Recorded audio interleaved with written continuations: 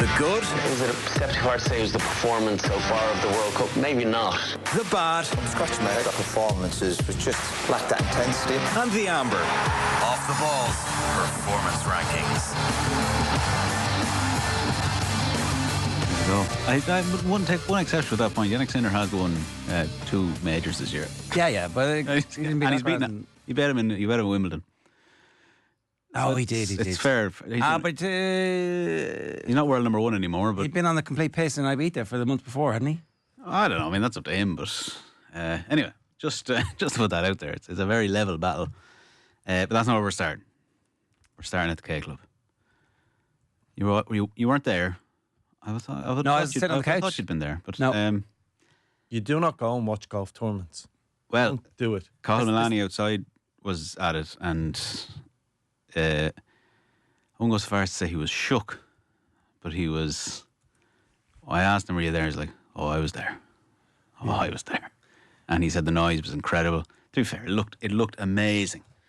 I think I told this story before. I went to watch the Irish Open. Thomas Bjorn leading on the 16th. It was in the K Club, but unless I know there's 2 courses there, but he went to the 17th, which was a par 3 at the time, hit it into the water. So I skipped. I was with my dad. Said we'll go and watch winning. Come up, we get a C somewhere handy on the 18th. He had a 7 and lost the tournament on the 17th and missed it all. I said I'm never going to watch golf again live because telly is brilliant for golf. It is for sure. Now, granted, yesterday looked like, to be fair to this McIlroy fella, he's given us probably 2 of the biggest sporting events of the year. The Masters win was off the charts. Everybody gripped the whole country. And yesterday was pretty amazing. People do forget that the Irish Open was on its uppers and Rory stepped in and he sponsored it. Essentially, the Rory Foundation were the title sponsors, and he made all of the other Irish golfers hosted for a year, and like loads of the world's best golfers came and played in the tournament, and that boosted the rankings, and that put it back on the map, and that got the sponsors back involved. And so this kind of relationship that we have with Rory, where we were talking about it before, is Rory going to get some love from the Irish people eventually? Are people kind of like? I think it's hard to know if he doesn't already. I hope he does, because he deserves it. Like, yeah. He's in. How do you word this? He's in a sports person from Northern Ireland is in a difficult situation. You've got 3 strands up there, don't you? You're from England, you're from Ireland, or you're from Northern Ireland. And it feels like he doesn't know how to answer that, which is... It feels like he didn't want to answer it for a long time. I'd say he's pretty adept at it. But just because loads of people give him loads of hate online because of that stance doesn't mean the general Irish sporting public don't love him. I have to say, some of the scenes yesterday, I would have loved him to be there yesterday. But some of the scenes, there was one that really got me. It was it looked like a father and son moment where in the background, and you see all the young kids, there's lots of young kids, but there was this father and son, and the kid's hat comes off, he hugs his dad, and you're going, it just looked like one of the great special sporting moments. Like when he hits the approach to 18 in regulation, his head slumps a bit because he thinks it could have gone an extra 6-10 feet closer to the hole, and you're thinking he's right, there's no way he's making this putt, and then it was never in doubt. It was like... And you know what I also love about him? Like that, you're right to explain it that way, because even when he hit that shot, he's like, go, go, go, because he knew to the inch. He seems to do everything the difficult way, doesn't he? Like with Tiger, you could see him winning tournaments by 5 and 6, and that was the Scheffler. That's why he hasn't really captured them out, because he sort of, when he wins well. Or he sends to fall over the line spectacularly. Against some poor kid who was like going to have this life-changing moment. I did feel for him. Essentially, he's going to make it all the way to the PGA Tour off the back of victory here, and it's like, and he birdies the last, and you're like, oh, well, that's it now. He's done. He's home and hosed. I do believe we have some video of Rory, if you want to see it. I think he was chatting to Nathan in the aftermath. Rory, congratulations. You sure know how to light up a crowd. Yeah, I needed to today. Felt like not birdieing 10 and 16, the two par fives on the back nine.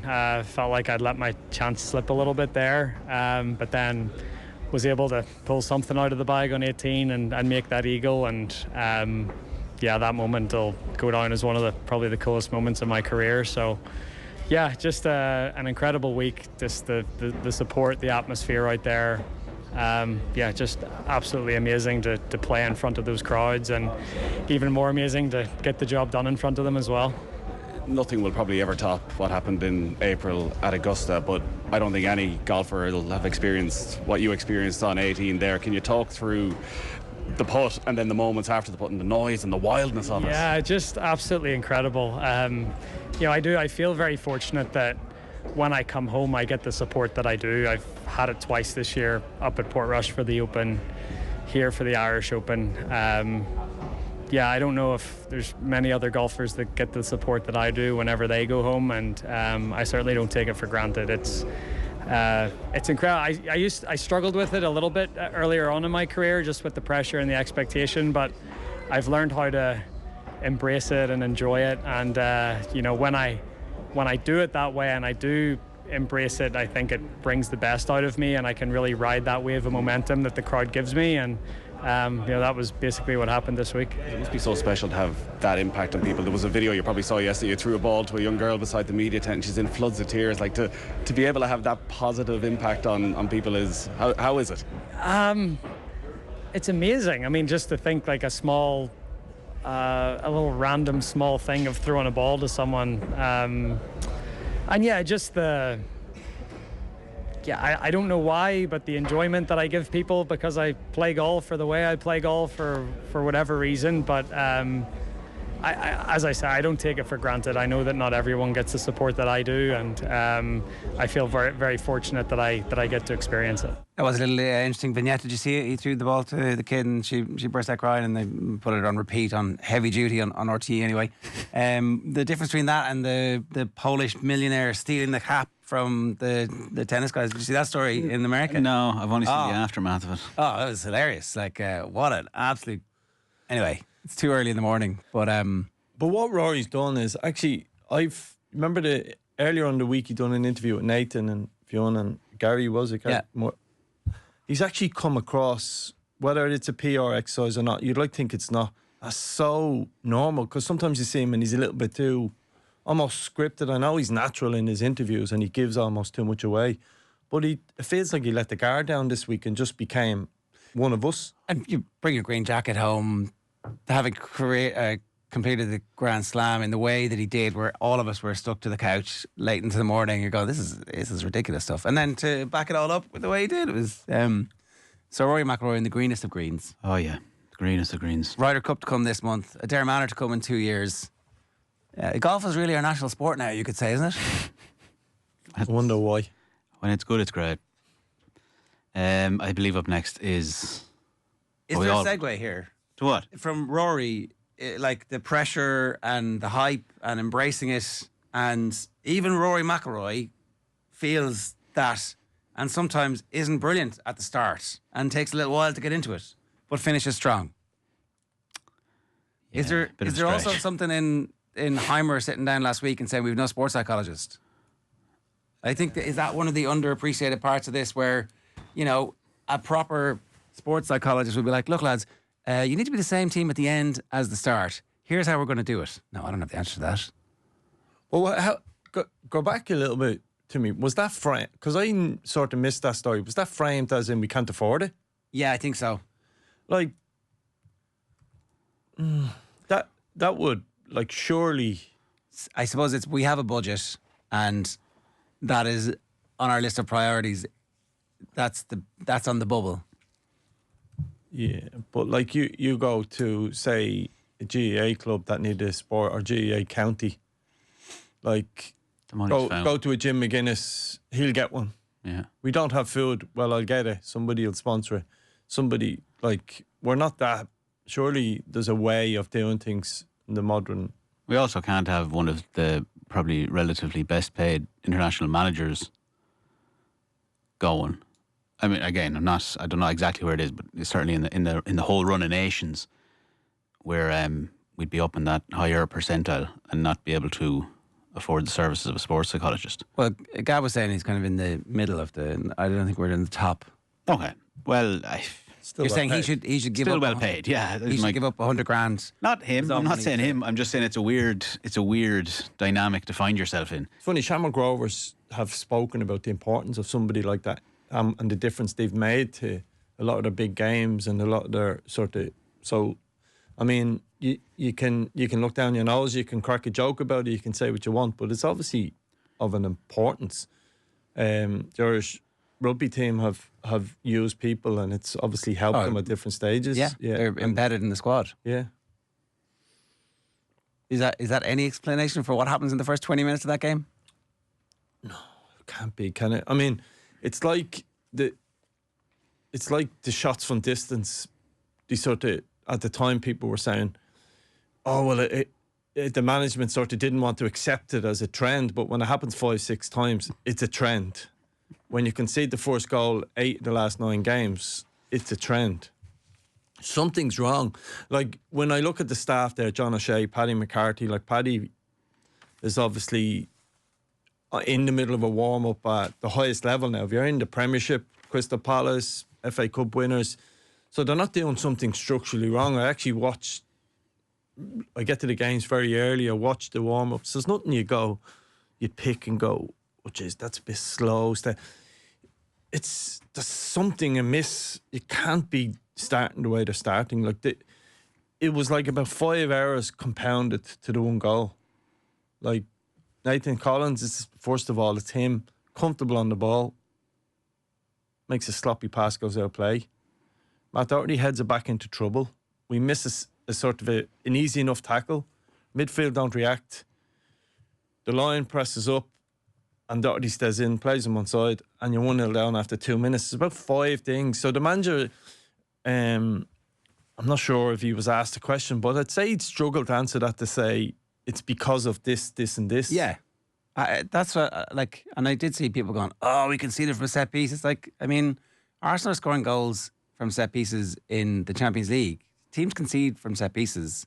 I'm not saying it's acceptable, but equally, you can't be saying that they're morally unsound. These are evil people because they've conceded these 2 goals in the first 20 minutes. And it seemed like at half-time, some of the reaction was, what a bunch of losers. We hate them. We never loved them anyway. I'm like, hang on, whoa. No, so if you're a Hungary fan, you're saying Slobosly's cross for that goal is just world class. It's whipped, it's at pace, it lands 2 yards inside 6-yard box. It has all it needs is the slightest of touch, and it's a brilliant goal. It reminded me a bit of the Keane header in Turin, obviously from the opposite side, but just the unstoppable nature of it. But now, we are in a data-driven element of the sport where... Can I ask you this question on that, right? Because Big Fat Ron used to put a player on the goal line for free kicks and never conceded a goal from a direct free kick when he did that. Is it, can you not just do that now? Would Big Jake O'Brien on the back post not have stopped that? I think what they have found is that more teams are putting people into the box now. So where you'd sort of have 2 back against 1, then you'd have 2 on the edge of the box, and it'd be 3 or 4 people going to head it. Now, you'll find if you actually stop a lot of corners now, Arsenal's a great example of it, where you have 7-8 players in the box, so they all have to be picked up. So you don't have that sort of the freedom to have people in the post. Yeah, like if you think about it, you've one in what they call the hole. That's sort of 3-4 yards in front of the front post. For that, so many corners are under hit. He clears that one. Then you've got 1 on the front post, 1 on the back post. That's 3. Right. So then suddenly there's lots of players unmarked. Yeah. So then all of a sudden can't have 2 more. It's a numbers game, and it's about your priority. But the front post area is so crucial. I struggled, and I've watched it go back about 7-8 times. I've struggled to see who was assigned to mark there. So you'll find a lot of teams will actually have 2 of their better headers of the ball free, and everyone else marking. So you would have seen Dan Byrne a couple of weeks ago being marked by Mo Salah. Yeah. That's to allow Kanate and Van Dijk just stand free, 6-yard box, and head stuff away. It looks foolish when Dan Byrne scores the header, but statistically they feel that clears enough of the ball. So okay, that's interesting. Fine balance. So it's not a moral failing from them that they make these mistakes in the first half. It's like someone switching off a mistake. I think you've got to look into it when it's 8 out of 9 games first goal. You've got to look into it the team talk can be too passionate. It can be not passionate enough. It's finding that it can be the players are too fired up.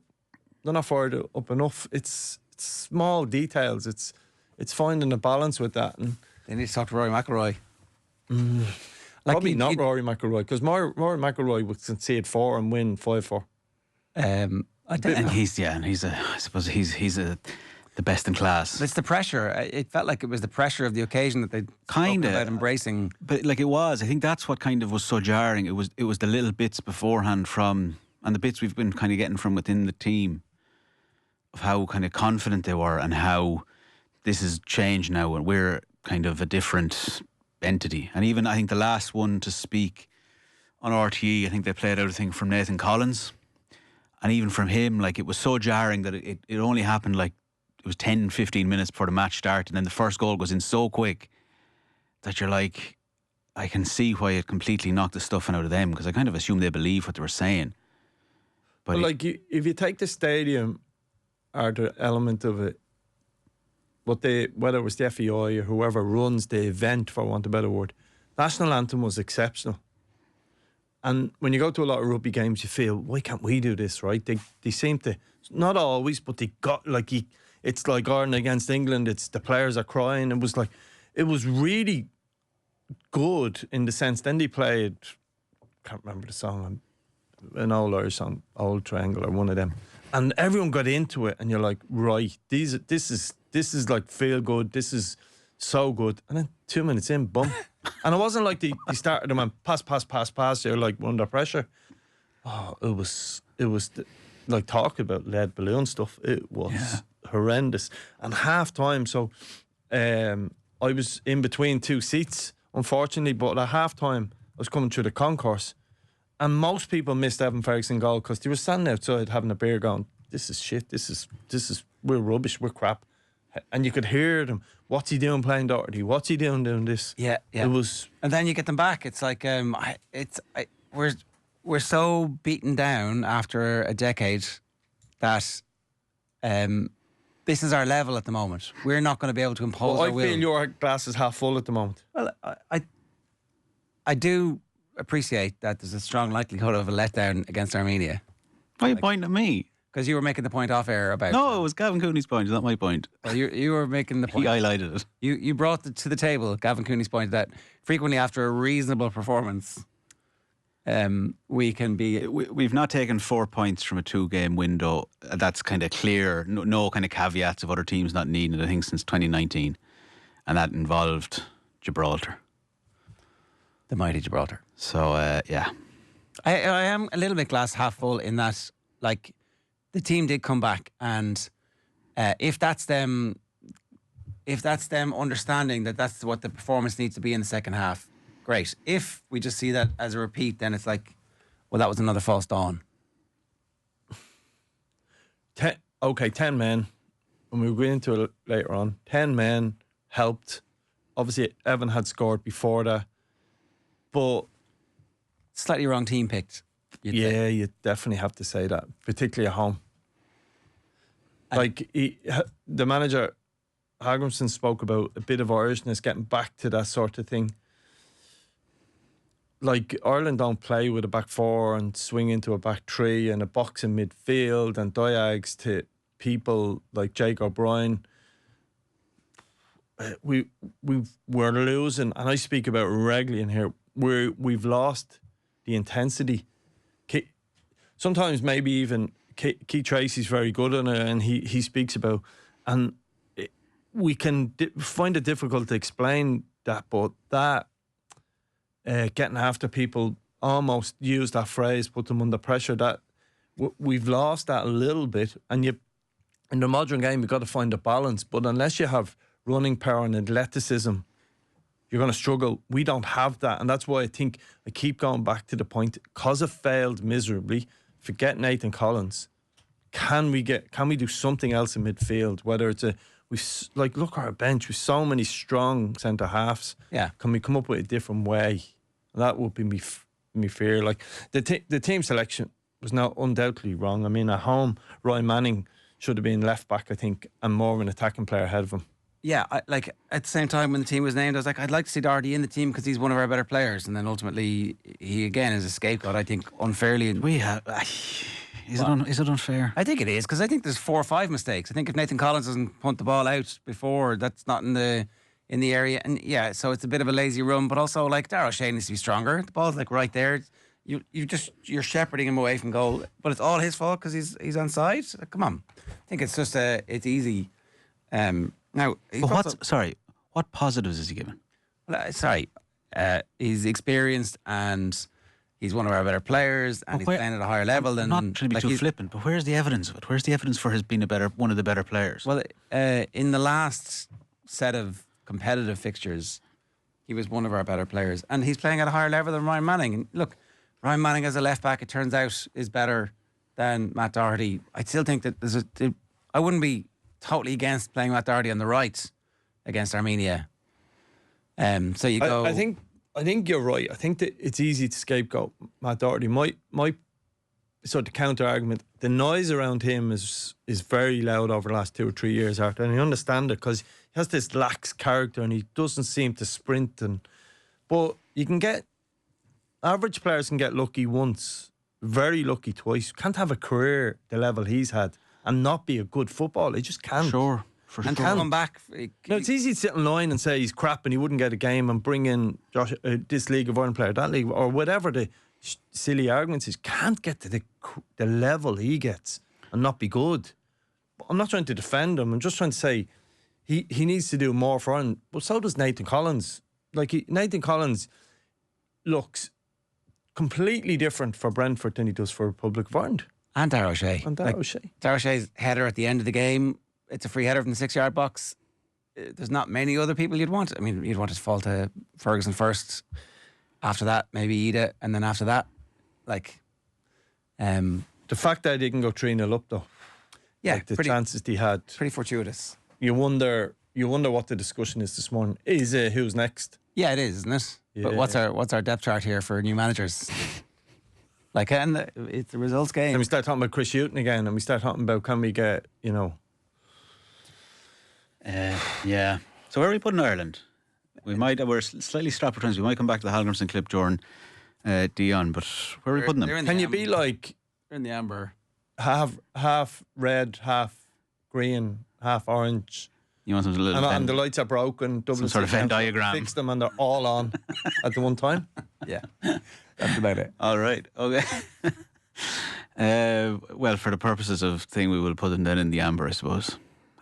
This seems the most representative. Which brings us on to Ireland rugby team.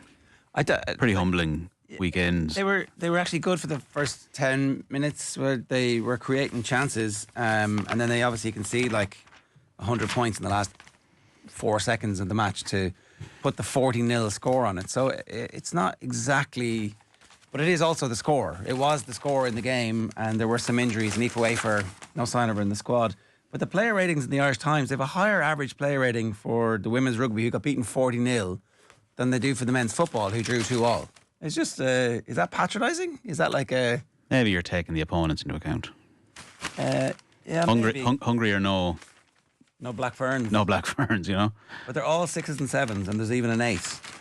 It's interesting. Whereas there's a few 4s and a 5s and a 6. Who was the 4? Who was the 4? Matt Doherty. Jeez. Your boy. I know. I'm not. I like the way Vinny worded that. I'm going to take that into board.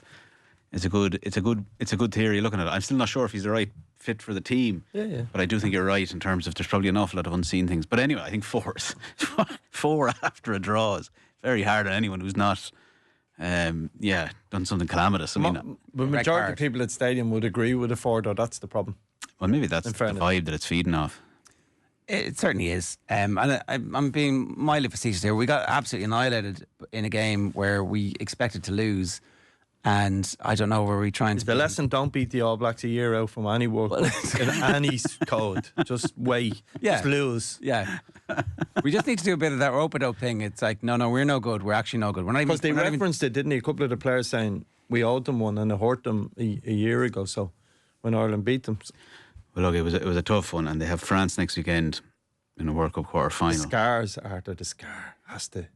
Like, even though it's France, it's different. That to lose 14 has to have a knock-on effect.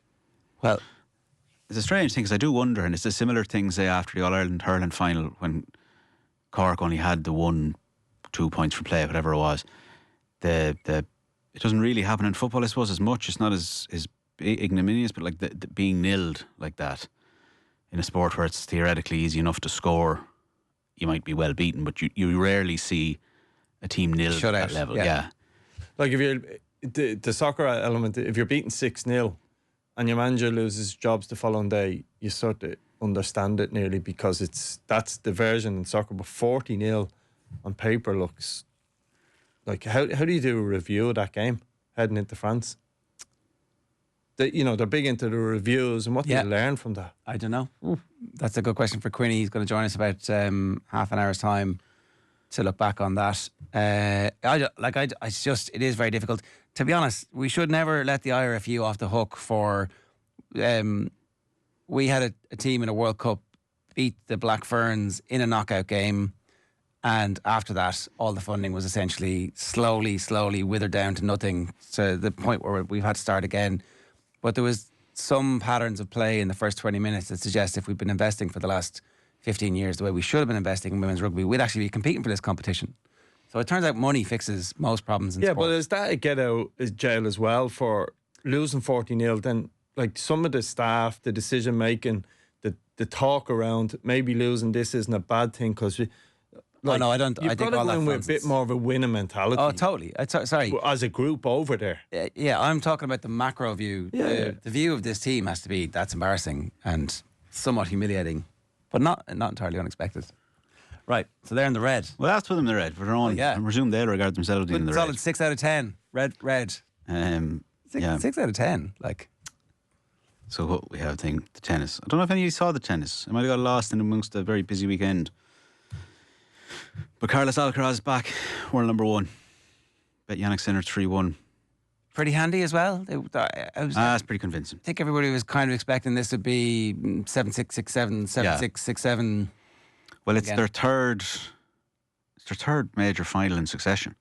I know you're saying it's like a 50-50 relationship the two of them have, but it's 10-5. So is this the new dynasty of tennis? Yeah. Oh, yeah. So this is the Djokovic-Federer era. And why hasn't it captured the imagination of... So I'd be a floating fan in most sports, almost all sports, with the exception of NFL. Sorry, Ger. Just haven't got time for it. It's too long. It's a lot of time. Why does this one has not yet captured the imagination? Why are you not like... If you didn't watch Federer and Djokovic, say, in the US Open, you'd get up the following one, check, see who won. I think because... Why does this not? Because Alcaraz is only 22. And I think that that's going to happen. That you're going to be force-fed Carlos Alcaraz everywhere on all of your algorithms for the rest of your adult life. His record, he's off the charts here, Alcaraz. Oh, it's his 6th major. He's 22. Like, he'll do if he was... I think Australia's the only one where he's relatively underperformed. He's won 2 in each of the rest. But I mean, if he goes on and wins in January, he's done the career slam at 22. Sinner obviously also has the positive drug test and the ban on his record, which I was going to say, is that holding some of it back? I don't know. Because only a Live Strong band thing came up and some algorithm belonged to me, and I was like I was so Lance. Like, 2003, we had the no chain on the back of our jerseys in a cup final. All right. Yeah, we went all in. It was still didn't believe it until he actually told Oprah. Then I went, okay. Good story. Well, it was a very compelling story, my view on all of that stuff is, sorry, a mad tangent, but all this stuff of police officer was going, you're grand. I just couldn't buy that. There's eventually some rogue police officer goes, sorry, stop. You can't take them drugs in here. You've seen Serpico though, right? If it takes the whistleblower has Feels to. like I'm defending Lance Armstrong here. I'm not. I bought into it. The link between that and cancer at the time was huge. Yeah. And he ruined me sort of mid-teens to whatever age I was when I eventually found out. Never forgive him. Well, on the Saturday, Irina Sabalenka also won. She won back-to-back. Her second US, I think, as well. And Her first major this year, even though she's clearly the best tennis player. So there's a. Did she win the French? No, she might have lost the French, but sorry, you're probably right. Yeah, sorry, but There was a flakiness. it's her fourth about in her. total. Yeah, she lost the French to Coco Gauff, I think, and but she bet this time around Amanda Anisimova, who you might recall was also what's the word you used for the 40-0? Nilled, shut out. Shut out by Iga Swiatek in Wimbledon, 6-0, 6-0. Yeah. Even more humiliating than That's worse again. Yeah, I mean that's defies statistics almost. But it's so I mean in some regards two very predictable winners. But tennis tends to go that way anyway. Less so in the women's, but very much so in the men's. And now it just seems like it's going to be the same way. I mean the two lads have carved them up 2 each between them, and barring injury, it's kind of hard to see how it won't stick to at least 2-3 a year between them. Somebody else might come along is the only thing that I guess, but it's kind of that's maybe I don't know. I don't know enough about the kind of the next players coming up, but it's they've set a ridiculously high bar. worth tuning into. As a floating now, be good rivalry is going to be fairly About epic. 4 months anyway. Yeah. I think. All right. So they're, and I mean, in the green for the sake of things. And the last one I'll leave to you. NFL's back in a big way. NFL's back. But not without controversy. Big controversy this week is that there was going to be ads on NFL Red Zone. They opened the show with 7 hours of commercial free every touchdown, no matter how crap the game is. And then this week they had to change it to 7 hours of every touchdown. There was going to be a minute of ads, and the ads are actually box in box, so you can still see the touchdowns being scored. This was a wild controversy. I can't get 7 hours on my head. Say that again. 7 hours, yeah. Commercial free. It's the type of thing. It is actually the best TV product in sport. It's not. Red Zone is Terrible. Red Zone's amazing. It's awful, Vinny. It's like just watching Match of the Day for like 7 hours in the trot, and it's just the goals. And I've tried. No, it really like, isn't. you have to. It's one of them nerdy things you have to try. Going, look, I'll give it a bash. It's just not. All right, so you guys are sticking in the red. I'm sticking in the green. Let's get out of here. Off the Balls Performance Rankings.